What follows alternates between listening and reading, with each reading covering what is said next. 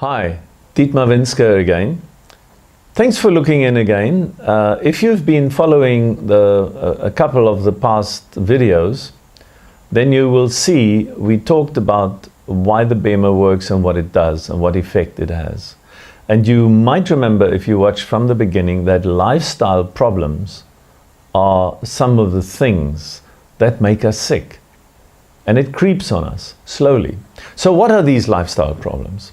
Well, the first one is probably lack of exercise, that we are predominantly in a sitting position. Our activities are limited to the keyboard, it seems. Then there are these poor breathing habits in that we don't breathe deeply. We don't do real stomach deep breathing. We have this shallow pushing air up and down the windpipe, but not really inhaling deeply. So that's something we can all think about in a quiet moment, to breathe deeply, occasionally at least. And some people, of course, still smoke, which makes it much worse. Then we have psychological stress. Stress like you get with other people or situations.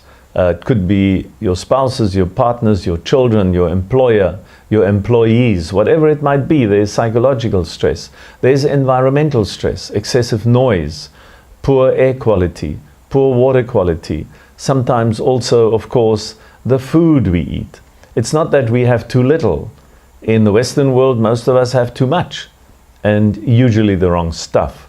So obesity is also something that creeps in slowly. And they all say it is part of aging. Well, it isn't really. It happens as we get older because we are doing less and less. And I'm preaching to myself here too. So what are the common factors in these lifestyle issues? Poor circulation and a lack of oxygen. It's as simple as that.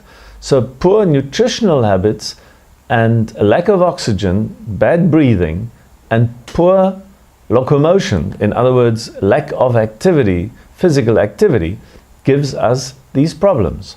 So going back to basics, as I said in earlier videos, for our bodies to function properly, we require oxygen and nutrition, food, as well as sufficient amounts of water.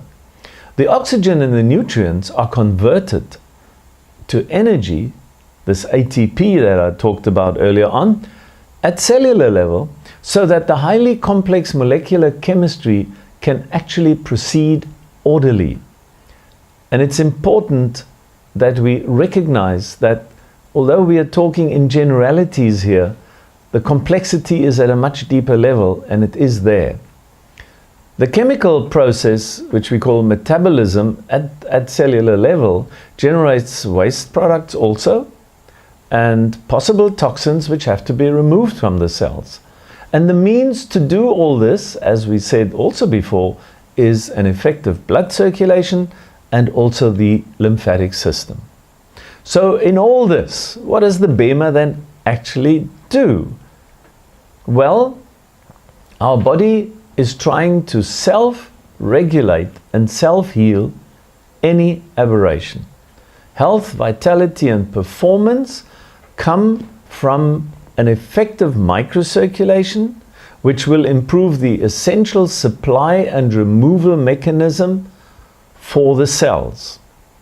That in turn improves the energy production at cellular level and greater biological effectiveness. In other words, the cells are all doing what they're meant to do. And this harmonious working together of the cell also gets regulated by other cells, mainly in the brain. So the improved energy production gives us a better functioning body.